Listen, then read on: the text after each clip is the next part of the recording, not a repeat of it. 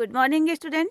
आज हम क्लास 12 का चैप्टर 6 था जो लावेल्डम सेंस मर्सी, उसका मोस्ट इम्पॉर्टेंट एक्सटेंजा है जो उसका एक्सप्लेन करेंगे। ये कई बार पूछा जा चुका है एग्जाम में, इसलिए मैंने इसको सोचा आपको समझा दूं ताकि आपकी हेल्प हो सके।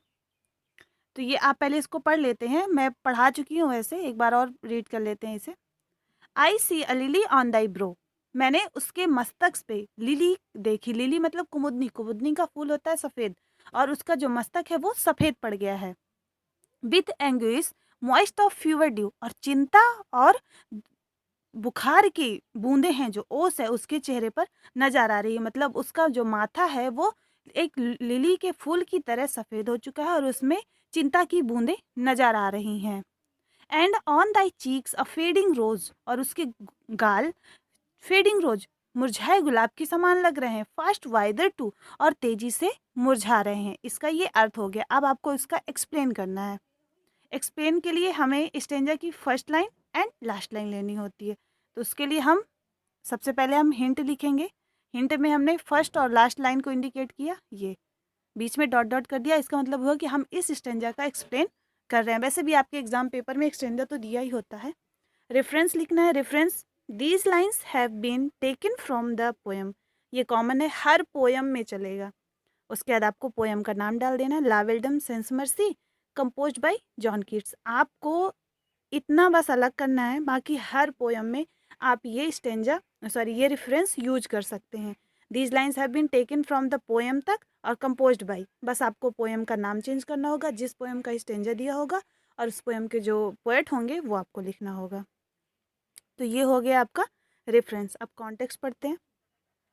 कॉन्टेक्स्ट में पहले बता चुकी हूँ थोड़ा बहुत, जो आप स्टेंजा का जिसका एक्सप्लेन कर रहे हैं, तो पोएम या पोएट और या उस स्टेंजा के बारे में बताना होता है। The poet sees a night, the poet कवि ने देखा एक योद्धा, बिसाइड स्नो कवर्ड माउंटेन, बर्फ से ढके हुए पर्वतों के पास। He is wandering alone in cold weather, उस ठंडे मौसम में वह अकेला भटक रहा था। अब हम इसका डिटेल में एक्सप्लेन करेंगे। Explain. The poet asks the knight why he is loitering alone is such inclement weather. कवि देखता है एक योद्धा को कि वह इस अकेली और इस सुनसान जगह में अकेला क्यों भटक रहा है।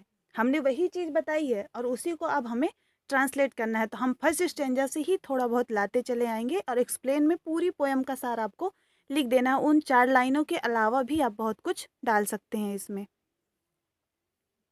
His face is white like lily flower, उसका चेहरा लिली के फूल के समान सफेद हो गया है। His face is wet with sweat caused by his deep mental agony, his face is wet, उसका चेहरा गीला है, विथ स्वेट यानी पसीने से, कॉज्ड इसका कारण है, हिज डीप मेंटल एगोनी, उसकी मानसिक व्यथा ही उसके पसीने का कारण है जिससे उसका चेहरा भीग गया है। His cheeks look like faded roses, उसके जो गाल हैं एक मुरझाए हुए गुलाब के समान लग रहे हैं। They grown pale like the rose, और वह उसका चेहरा पीला पड़ रहा है, लाइक द रोज, जैसे गुलाब तेज धूप में मुरझा जाता है। दैट इज वाइंडरिंग फास्ट, और वो तेजी से उसका चेहरा, जैसे गुलाब में तेज धूप पड़ती है तो तेजी से गुलाब की पंखुड़ियां मुरझाने लगती हैं, ऐसे ही इन परेशानियों की वजह से उसका चेहरा भी मुरझा रहा है। ये हो गया आपका एक्सप्लेन। आई होप आपको मेरे वीडियो पसंद आते होंगे, क्योंकि मेरी पूरी कोशिश रहती है कि मैं इजी लैंग्वेज में आपको समझा पाऊँ और ये आपके लॉकडाउन में कम से कम आप बोर्ड एग्ज़ाम के लिए प्रिपेयर हो पाएँ खुद से।